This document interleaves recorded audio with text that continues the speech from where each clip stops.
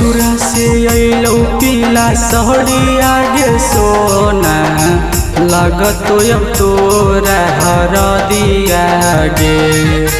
ससुरा से अइलौ पीला सहरी आगे सोना लागत अब तोरा हरदिया गे। अगे तब जब बरतिया तमारा बकोली छतिया में जैभी जब अपन ससुर दिया गे। तब जब बरतिया तमारा बकोली छतिया में जैभी जब अपन ससुर दिया गे। जैभी जब अपन ससुर दिया गे।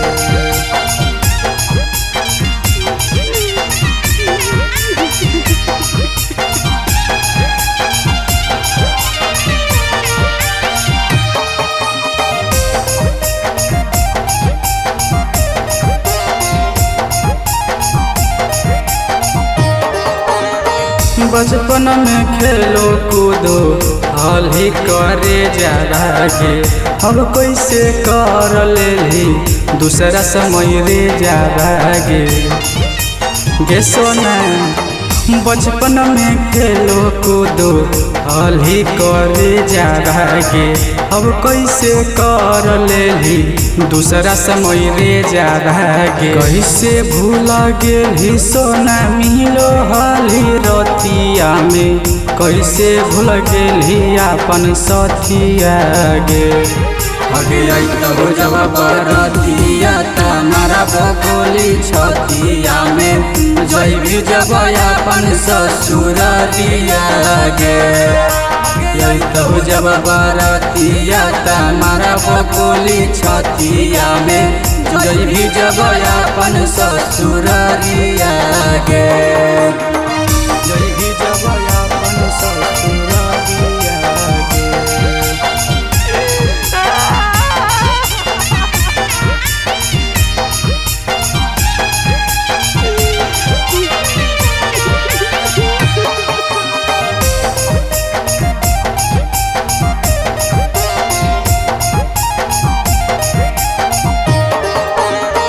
कलियो कसूर कबन बोलै तू जान गे।